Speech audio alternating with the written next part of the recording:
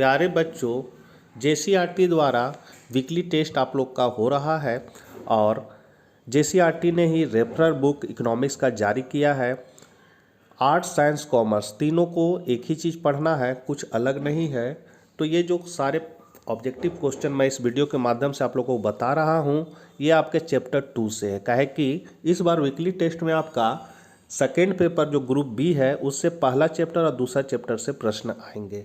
पहला चैप्टर का मैंने बता दिया है, ऑब्जेक्टिव सब्जेक्टिव दोनों। यदि आप लोगों ने नहीं देखा है तो उसका लिंक आपको डिस्क्रिप्शन में मिल जाएगा या ऊपर आई बटन में भी आपको मिल जाएगा। इस वीडियो में हम लोग सेकेंड चैप्टर के ऑब्जेक्टिव प्रश्नों को समझेंगे। तो चलिए हम लोग आज कुछ नया सीखते हैं। पहला क्वेश्चन है वास्तविक प्रवाह से अर्थ। वास्तविक प्रवाह क्या होता है? तो वास्तविक प्रवाह क्या है? तो ये है आपका परिवार और ये है आपका फर्म। परिवार पास क्या है? तो कारक साधन है। कारक साधन मतलब भूमि, श्रम, पूंजी, प्रबंध, ये परिवार के पास है। ये क्या देता है? फर्म को देता है। मतलब परिवार से प्रवाह किधर हो गया? फर्म की ओर हो गया। और फर्म क्या करता है? साधनों का प्रयोग करके उत्पादन करता है, वस्तुओं और सेवाओं का उत्पादन करता है। तो वो किसको देता है? परिवार को फिर देता है। तो फर्म से प्रवाह कहाँ हुआ? परिवार की ओर। तो वास्तविक प्रवाह यही हुआ कि परिवार से फर्मों को कारक साधनों का प्रवाह होगा और फर्मों से परिवार को वस्तु और सेवाओं का प्रवाह होगा। तो यहाँ पर आपका जो ग है, क और ख दोनों ये एकदम करेक्ट है। दूसरा है मौद्रिक प्रवाह और वास्तविक प्रवाह। तो यहाँ पर आपका मौद्रिक प्रवाह और वास्तविक प्रवाह का बात है तो बराबर होते हैं, बराबर भी हो सकते हैं और असमान भी असमान होते हैं। बराबर हो तो आय का चक्रीय प्रवाह संतुलन होता है। मतलब परिवार और फर्म के बीच क्या होता है? ये इसको साधन देता है, ये इसको वस्तु और सेवा देता है। तो ये साधन जब दे रहा है तो इसके बदले ये क्या कर रहा है? उसको भुगतान दे रहा है। जैसे भूमि को मिलेगा क्या? लगान। श्रम को मिलेगा मजदूरी। पूंजी को मिलेगा ब्याज। साहसी को मिलेगा लाभ। तो यहाँ पर ये इस रूप में इसको भुगतान करता है। और ये क्या करता है? वस्तु और सेवा जो खरीद रहा है उसके बदले फर्म को परिवार क्षेत्र भुगतान करता है। तो दोनों के बीच संतुलन बरकरार रखने के लिए क्या होना चाहिए? तो बराबर, अगर दोनों का बराबर होगा तो आय का चक्रीय प्रवाह जो है वो संतुलन में होता है। मतलब यहाँ आपका दूसरा का घ हो जाएगा, दूसरा का घ। तीसरा क्वेश्चन है निम्नलिखित में से कौन सा आय के चक्रीय प्रवाह का क्षरण या समाहम है? आय के चक्रीय प्रवाह का क्षरण, क्षरण मतलब होता है निकल जाना। तो यहाँ पर निकल जाना क्या है? मान लीजिए आपका पास पैसा है, आपके घर में सामान अगर उत्पादित हो रहा है तो आपको सामान खरीदने का ज़रूरत नहीं होगा, आपके पैसा आपके पास ही रहेगा। लेकिन यदि आप बाहर से अगर सामान खरीदते हैं तो घर का पैसा कहाँ चला जाएगा? बाहर चला जाएगा, बाजार में चला जाएगा। तो यहाँ से पैसा आपका क्या हो जा रहा है? निकल जा रहा है, मतलब क्षरण हो रहा है। तो क्षरण कब होगा? निवेश करने से। तो निवेश करने से क्या होगा? क्षरण नहीं होगा, क्योंकि निवेश मतलब होता है आप किसी चीज़ में पैसा लगा रहे हैं पैसा कमाने के उद्देश्य से।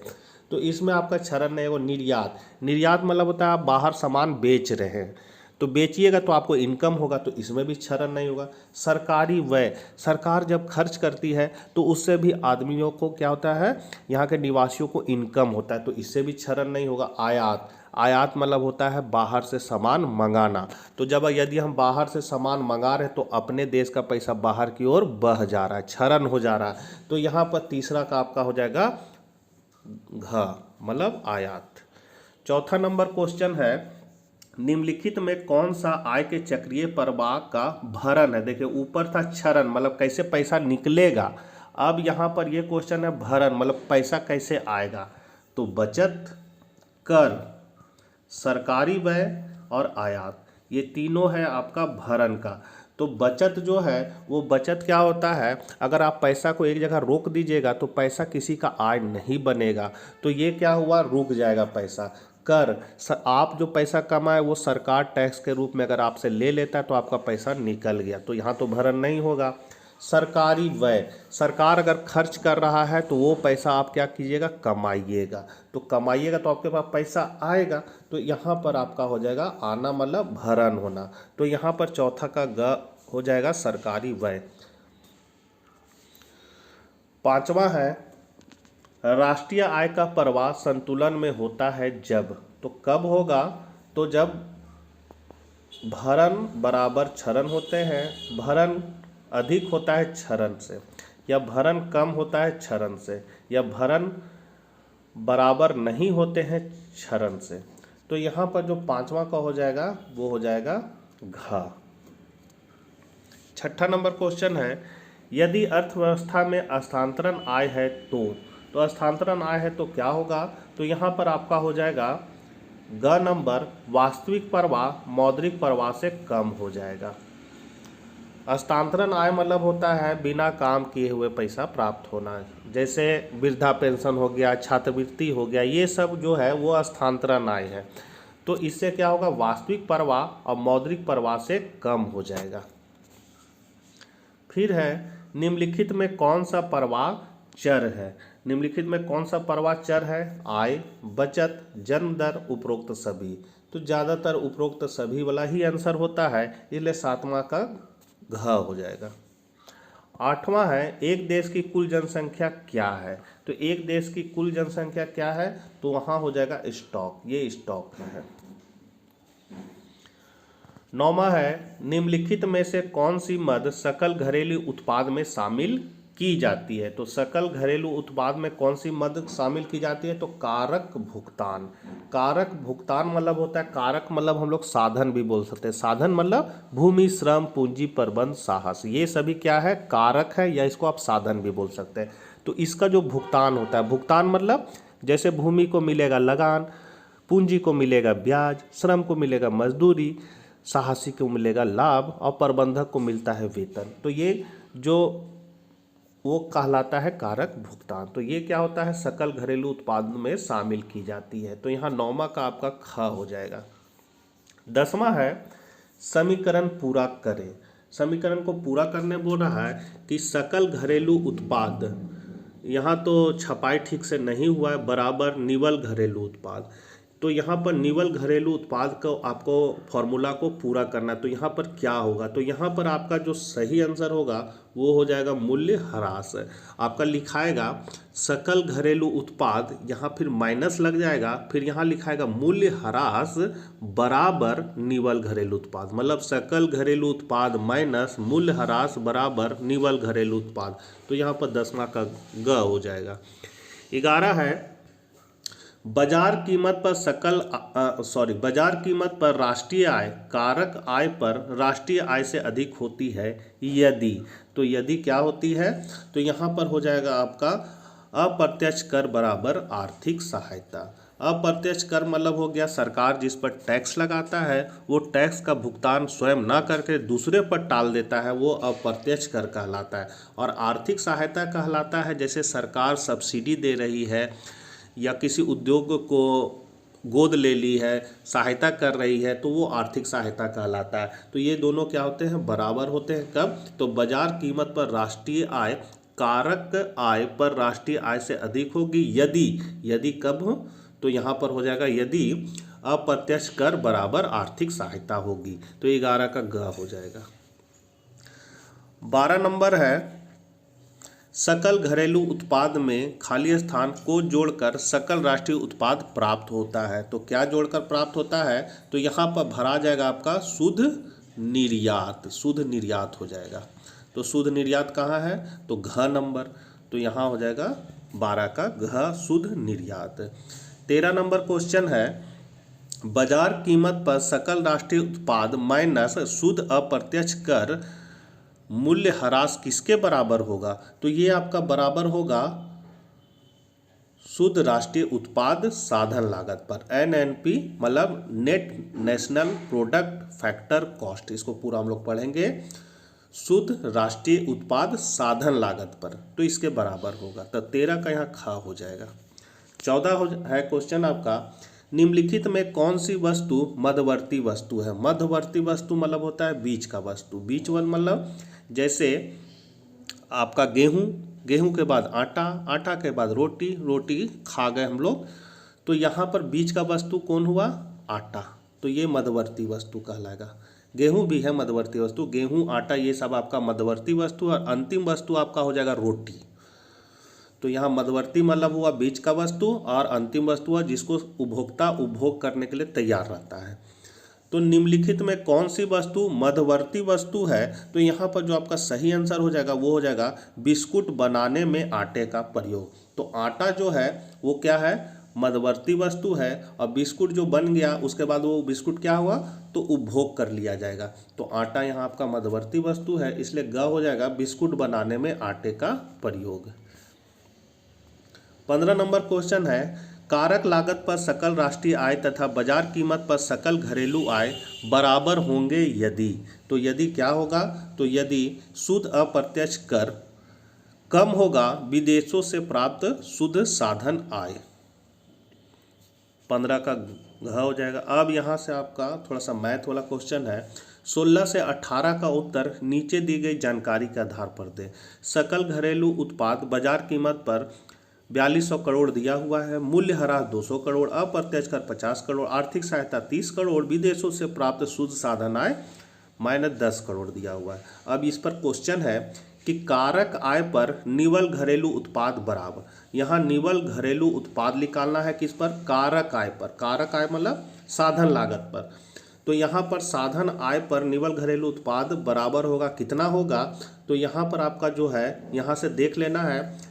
तो निवल घरेलू उत्पाद का आपको फॉर्मूला याद रखना होगा। इसका फॉर्मूला होता है सकल घरेलू उत्पाद माइनस विदेशों से प्राप्त शुद्ध साधन आय।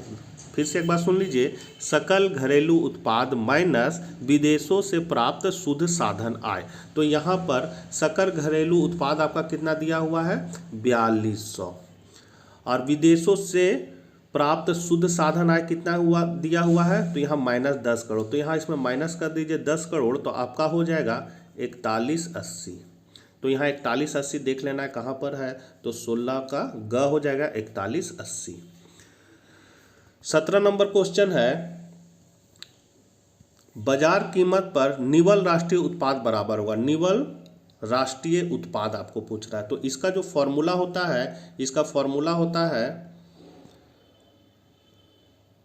निवल घरेलू उत्पाद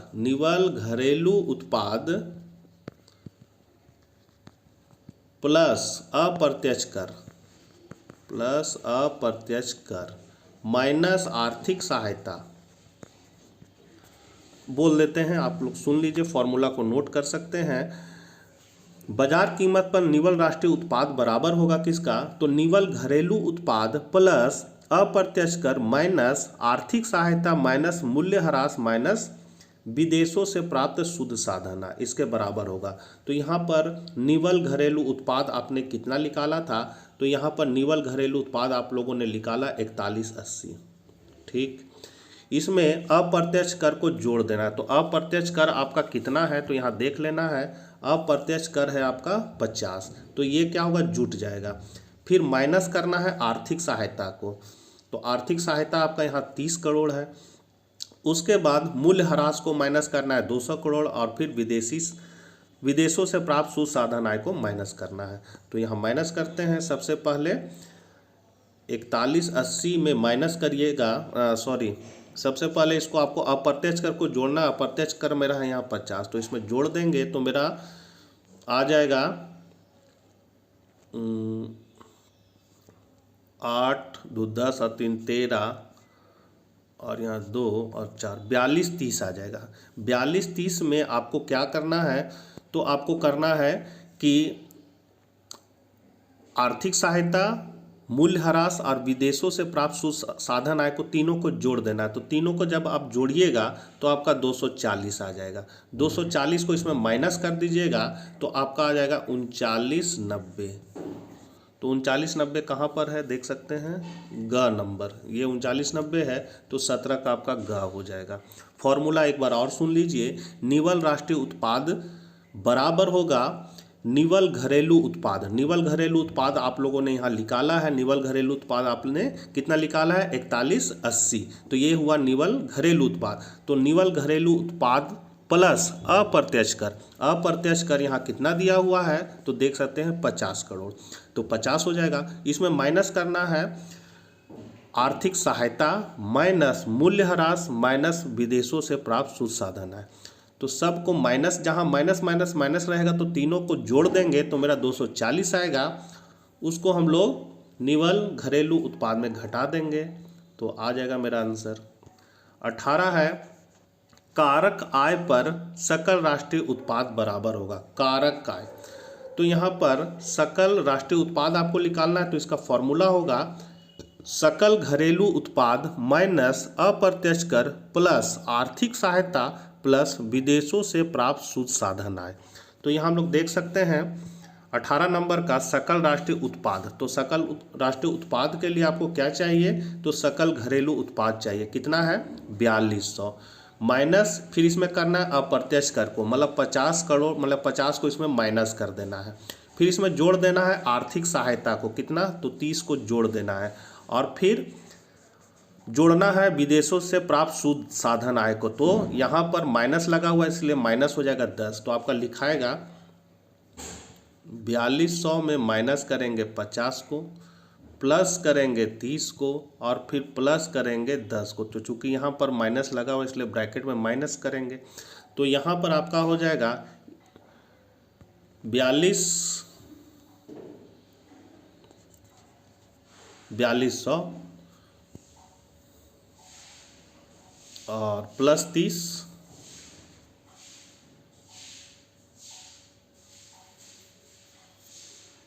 और माइनस 50 है। ये सारा चीज़ को अगर आप कैलकुलेट कीजिएगा तो आपका आ जाएगा 4170। मतलब सकल घरेलू उत्पाद, सकल घरेलू उत्पाद मतलब 4200 में आपको माइनस करना है अप्रत्यक्ष कर को, ठीक, माइनस करके जो आएगा उसमें प्लस करना है आपको आर्थिक सहायता को। आर्थिक सहायता कितना है 30, और फिर जो आएगा प्लस करने के बाद उसमें माइनस करना है 10 को। तो आपका आ जाएगा 4170। तो 17 का हो जाएगा 18 का हो जाएगा 4170। तो आपका आंसर हो जाएगा घ नंबर। अब 19 नंबर क्वेश्चन है निम्नलिखित में से कौन सी हस्तांतरण आय नहीं है। तो हस्तांतरण आय कौन नहीं है, तो हस्तांतरण आय अभी हम शुरू में बताए थे बिना काम किए हुए जो पैसा मिलता है वो हस्तांतरण आय कहलाता है। तो यहाँ लिखा हुआ है बच्चों को दिया गया जेब खर्च, बच्चा कोई काम नहीं किया उसको मुफ्त में पैसा मिल गया। वृद्धा पेंशन, फिर है बेरोजगारी भत्ता, मतलब ये सब बिना काम का पैसा है तो इसलिए यह हस्तांतरण आय है। आपका यहाँ पूछ रहा है कौन नहीं है, तो यहाँ पर ग आंसर हो जाएगा सेवानिवृत्ति पेंशन। सेवानिवृत्ति पेंशन होता है कि कोई भी सरकारी कर्मी जब काम करता है तो उसका कुछ पैसा सरकार काट के अपने पास रखता है और फिर वही पैसा को पेंशन के रूप में देता है, तो उसका काम किया हुआ पैसा है, तो ये हस्तांतरण आय नहीं कहलाएगा। 20 नंबर क्वेश्चन है निम्नलिखित में कौन सा भारत का समान निवासी माना जाएगा। तो यहाँ पर 20 का आपका हो जाएगा विश्व बैंक इलाज के लिए भारत आया विदेशी, अमेरिका के दूतावास में कार्यरत भारतीय, पढ़ाई के लिए कोरिया से आया विद्यार्थी। तो यहाँ आपका ग हो जाएगा अमेरिका के दूतावास में कार्यरत भारतीय। 21 है निम्नलिखित में किसे भारत की घरेलू सीमा में शामिल किया जाएगा। तो यहाँ पर किया जाएगा विदेशों में स्थित भारत के दूतावास, भारत में स्थित विदेशी दूतावास, अंतर्राष्ट्रीय संस्थाओं में भारत में कार्यरत है। तो यहाँ सभी हो जाएगा, उपरोक्त सभी। बच्चों वीडियो बहुत लंबा हो जा रहा है इसलिए थोड़ा आप जल्दी जल्दी बताते हैं। निम्नलिखित में से किसे घरेलू आय में शामिल किया जाएगा। तो घरेलू आय में शामिल किया जाएगा आपका ख अमेरिका में भारतीय दूतावास में कार्यरत अमेरिकी कर्मचारियों को वेतन। 23 नंबर है, चूंकि अब मैथमेटिकल नहीं है इसलिए थोड़ा इसको हम लोग जल्दी जल्दी देख लेते हैं। निम्नलिखित में कौन सी आय भारत की घरेलू आय का हिस्सा है। तो यहाँ हो जाएगा विदेशों को दी गई साधन आय। 24 नंबर है समीकरण को पूरा करो। तो यहाँ पर समीकरण को पूरा करना है तो व्यक्ति का आय बराबर निजी आय डैश, क्या है समीकरण, निगम कर और अवितरित लाभ, ठीक है, व्यक्तिगत कर, निगम कर और बचत कर सभी हो जाएगा। तो यहाँ पर आपका 24 का घ हो जाएगा उपरोक्त सभी। निजी आय बराबर निजी क्षेत्र की आय। तो यहाँ पर जो आपका सही आंसर हो जाएगा वो हो जाएगा ख नंबर विदेशों से प्राप्त शुद्ध साधन आय समस्त हस्तांतरण भुगतान। दोहरी गणना से बचने के लिए कौन सी विधि अपनाई जाती है। तो यहाँ पर हो जाएगा मूल्य वृद्धि विधि। ग नंबर हो जाएगा मूल्य वृद्धि विधि। दोहरी गणना मतलब होता है एक ही चीज़ को दो बार गिन लें। जब राष्ट्रीय आय का हम लोग गणना करते हैं तो देश का निवासी एक डॉक्टर भी है और उसके यहाँ काम करने वाला एक माली भी है। तो यदि हम राष्ट्रीय आय का गणना करते हैं तो डॉक्टर अपना आय बता देगा 10,000, माली से पूछें तो बोलेगा 1,000। अब दोनों को जोड़ देंगे तो हो जाएगा 11,000, लेकिन डॉक्टर ही अपना आय को माली को दिया है, तो एक ही आय को हम लोग 2 बार गिन लेते हैं तो हमको क्या होता है, वो इसी को हम लोग कहते हैं दोहरी गणना। तो उससे कैसे बचना है, तो मूल वृद्धि विधि को अपनाकर। तो यहाँ 26 का ग हो जाएगा। 27 है निम्नलिखित में से किसे राष्ट्रीय आय में शामिल नहीं किया जाता है, तो यहाँ हो जाएगा उपरोक्त सभी को राष्ट्रीय आय में शामिल नहीं किया जाता है। 28 है विदेशों में काम कर रहे भारतीयों की आय खाली स्थान में शामिल होगी। तो किस में शामिल होगी, तो विदेशों से प्राप्त साधन आय में शामिल होगी। कर्मचारियों के प्राश्रमिक में किसे शामिल नहीं किया जाता है, तो ये आपको किया जाता है कर्मचारियों द्वारा सामाजिक सुरक्षा योजना में योगदान को शामिल नहीं किया जाता है। आर्थिक विकास का सही सूचक कौन सा है, तो आर्थिक विकास का सही सूचक है आपका स्थिर कीमतों पर प्रति व्यक्ति आय। 31 है आर्थिक कल्याण का सही सूचक कौन सा है, तो आर्थिक कल्याण का सही सूचक है आपका मानव विकास सूचकांक। 32 है व्यक्तिक प्रत्योज्य आय बराबर है, तो किसके बराबर होगा, तो यहाँ हो जाएगा ग नंबर व्यक्तिक आय माइनस प्रत्यक्ष व्यक्ति कर माइनस सरकारी प्रशासनिक विभागों द्वारा विभिन्न प्राप्तियां। 33 है निम्नलिखित में से किसे अंतिम उपभोग व्यय में शामिल नहीं किया जाता है, तो यहाँ पर आपका हो जाएगा पुराना मकान खरीदने पर व्यय। 34 है निजी आय तथा निजी क्षेत्र की आय के बीच किसका अंतर है, तो इसका अंतर है तो यहाँ हो जाएगा अंतरण आय का। 35 है राष्ट्रीय आय को जनसंख्या से भाग करने पर क्या प्राप्त होता है, ये बहुत इंपॉर्टेंट क्वेश्चन है बच्चों। तो यहाँ हमको हो जाएगा व्यक्तिक प्रत्योज्य आय। सकल राष्ट्रीय प्रत्योज्य आय बराबर सकल राष्ट्रीय उत्पाद बाजार कीमत पर खाली स्थान है, तो यहाँ आपका खाली स्थान में भरा जाएगा विदेशों से प्राप्त चालू अंतरण। तो बच्चों ये थे आपके कुछ महत्वपूर्ण ऑब्जेक्टिव, फाइनल परीक्षा और वीकली टेस्ट दोनों के लिए महत्वपूर्ण। मिलते हैं नेक्स्ट वीडियो के साथ। वीडियो का यदि आपके लिए उपयोगी साबित है तो मित्रों को जरूर शेयर कर दें और चैनल पर पहली बार है तो सब्सक्राइब कर लें। जय हिंद, जय भारत।